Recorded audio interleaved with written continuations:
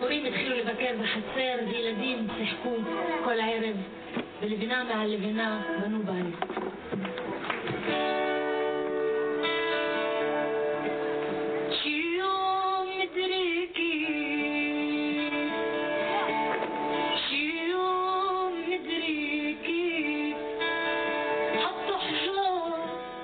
זהו בית המריבה ברחוב קדם.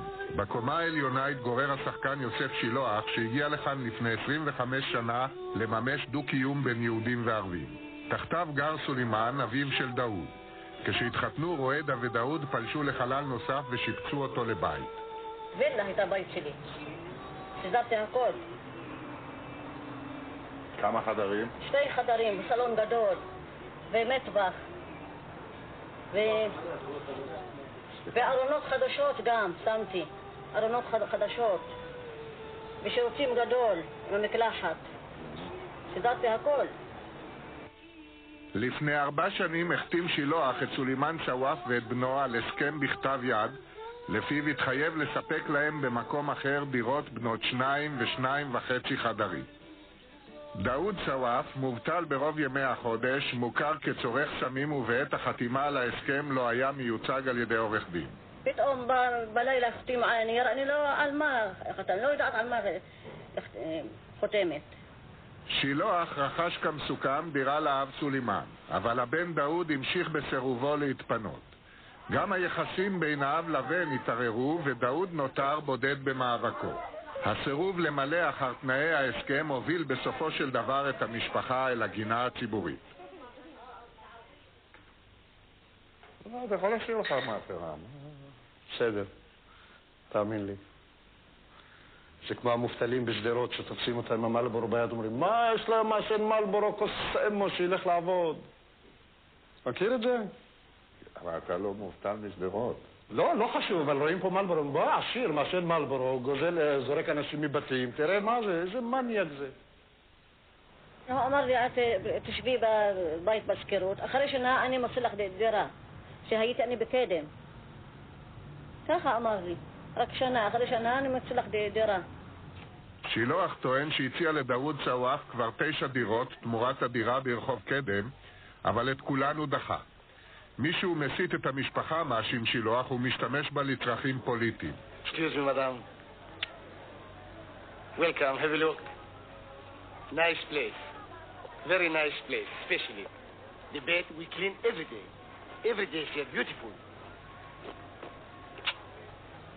The bathroom, douche, hot water. Come in, madam, have a look, please. דאוד טוען שהדירות ששילוח הציע לו אינן ראויות ולא היו מתאימות אפילו למגורי סוסים. אמר לי שגרו סוסים בדירה הזאת, נכון? נו, אז מה לעשות? אם בדירה הזאת גרו סוסים, וברחוב דרור קומה שנייה סוס יכול לטפס מדרגות, לא יכול לטפס מדרגות. אולי זה סוס קרקס כזה שהוא מטפס מדרגות. גרו בני אדם. כשעמדה בסירובה להתפנות לדירה חדשה, דרש שילוח מההוצאה לפועל לעשות את המלאכה. המשפחה פונתה לדירה שכורה, אלא שגם ממנה גורשה וכך התגלגלה אל האוהל בגן הציבורי ואל ועד הפעולה. כל הסיפור boils down to כסף.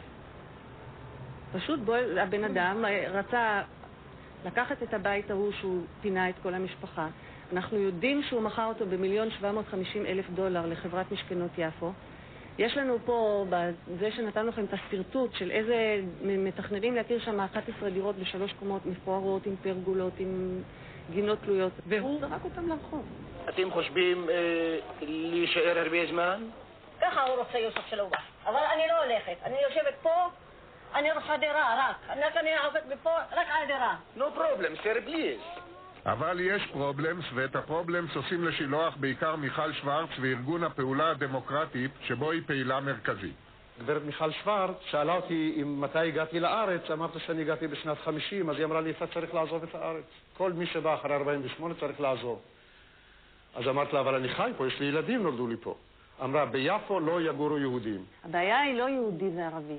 הבעיה היא מדיניות שמביאה הנה עשירים, שב-90% הם יהודים, על חשבון התושבים העניים, שב-90% הם ערבים. ואז נוצר תהליך שאפשר לקרוא לו, כמו שקרא לו בזמנו מיכאל רוי, טרנספר כלכלי. שילוח שחקן מנוסה, אבל אפילו הוא מתקשה להיכנס לתפקיד החדש שמזמן לו התסריט של המציאות. אני רוצה לגרש את הערבים מיפו. אני שבשיא האינתיפאדה לקחתי תרופות לעזה. שהייתי מוכן לשבת 3 שנים בבית סוהר, כשהיה חוק נגד מגעים עם אש"ף.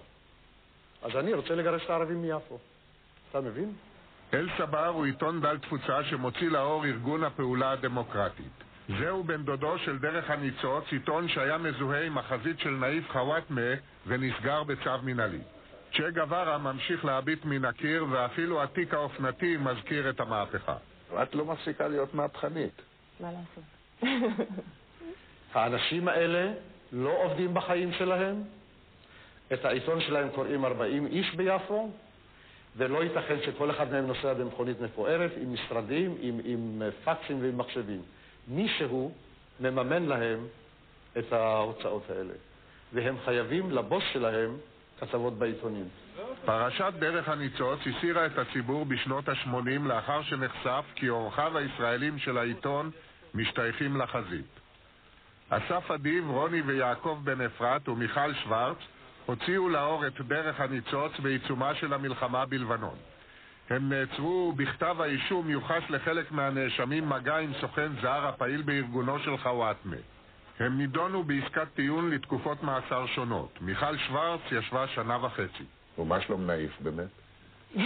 אני לא יודעת. אני פעילה היום בארגון דם, זאת אומרת ארגון הפעולה הדמוקרטית, שהוא ארגון שהציג את עצמו לכנסת בבחירות הקודמות, ויציג את עצמו לכנסת בבחירות הבאות עלינו לטובה, אני מקווה. ועל זה אני יכולה לדבר איתך. אסמה אגבריה נולדה בבית הזה בדירה הצמודה למכולת של ההורים. בת 25, חברה בארגון ופעילה למען משפחת סוואף. היא מחכה לסיבוב השני של המהפכה. אני לומדת מרקסיזם, פעם בשבועיים יש לנו חוג, אתה מוזמן בעברית. וחוץ מזה יש לנו פעם בחודש קוראים ספר של לנין. ואתם מאמינים שעוד פעם הפועלים יעשו מהפכה? וזה לא רחוק. תגידי, ואיך זה קרה לך בדיוק? מה, את נסעת על אופניים ונפלת וקיבלת מכה בראש?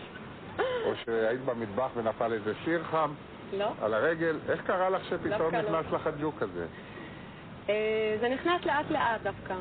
אנשי ועד הסולידריות אומרים שבאחרונה פנו משפחות נוספות והתלוננו על ששילוח הציע גם להן למכור את בתיהם. יש בעיה לסכסוך היהודי-ערבי כשהוא מתנהל על נדל"ן יקר. אני כנגד שקרים סטליניסטיים לא יכול להילחם.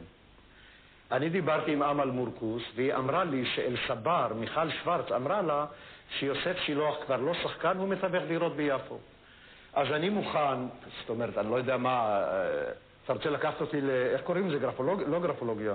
מכונת אמת. מכונת אמת. תיקח אותי למכונת אמת. אם אני בימי חיי קניתי יום אחת מבית ביפו, חוץ מהבית שבו גרתי. אלא שרבים ביפו עוברים בימים אלה תהליך פינוי בדומה למשפחת סוואף, בעיקר ברחובות הקרובים אל הים.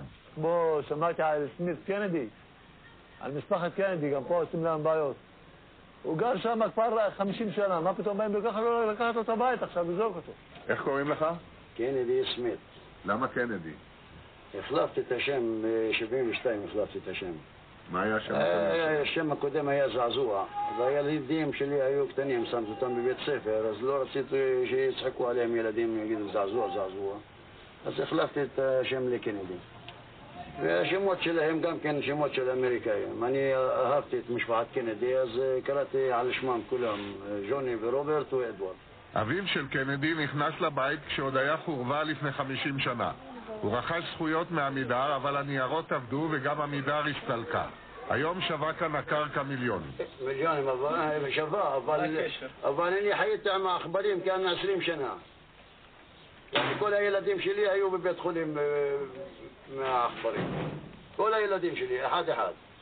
אם אני אביא לך תיקים בוולפסון, כל פעם שהייתי לוקח ילד, היה עוקץ אותו עכבר. את התהליך הזה אי אפשר לעצור. מגרשים שערכם מיליוני דולר מאכלסים בתים עלובים שהבעלות עליהם שנויה במחלוקת קשה. יפו החדשה נבנית בתי פאר והפיצוי הנמוך שמשולם למפונים אינו מאפשר להם להשתתף בחגיגה. גם את נמל הדייגים מבקשים לחסל לפנות חוף נוסף לבנייה. המולדת יקרה מדי וחבל לבזבז אותה על נוסטלגיה. עג'מי הייתה שכונה מאוד יוקרתית גם כשהיא נבנתה. היא נבנתה לאנשים שעזבו את הקסבה של יפו בתוך החומות, ובנו לעצמם בתים יפים, וילות, הכל בבתים, כי פה, מה שפה אצלי משמש ל-12 איש, נפח כזה היה נפח של בית למשפחה אחת במאה ה-19 כשנבנתה עג'מי. בצדף על הים של אילן פיבקו עולה דירה קטנה כ$400,000, והגדולות מיליון ויותר. במחירים האלה שמציעים את הבתים שלהם למחירה, כל הערבי מבין את המסר מאחורי זה, שזה לא בשבילך. אתה יפו יותר מדי יקרה בשבילך, תצא מכאן, בבקשה. לאללה שדרה, לסלמי, אני לא יודעת, אולי לירדן באיזשהו שלב. מאז שצילמנו את הכתבה, פונה האוהל מהגן כבר כמה פעמים, ורק בית המשפט שיכריע בקרוב יסיים סכסוך שמביך את כל גיבוריו. תגיד, זה חיים, זה ככה? לחיות? כולם האנשים בבית שלהם יושבים, וזה רק אני ברחוב. ובלילה קר, הרבה בלילה. היום מציגים אותך בתור סוחר בתים, כבר לא שחקן, מנשל ערבים, בגללך יש משפחה ערבית שחיה באוהל בגן הציבורי. איך ישנים עם דבר כזה? אני לא ישן בלילות. כשחקן, אתה אף פעם לא הכנת את עצמך לסיטואציה כזו. יכול להיות. יכול להיות. אני לא בנוי לזה. לא. אתה צריך שמישהו יכתוב לך את הטקסט. תכתוב לי.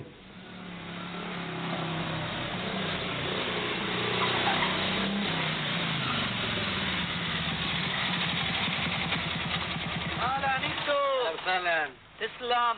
الأخبار؟ والله مسخرة فمسخرة. شو مسخرة؟ مسخرة. ما أنت شايف مرة مش عارف ولا مراسي لرجلية. مسخرة مسخرة. الله سلامتك. تسلم يا نيتو. تسلم. والله مسخرة.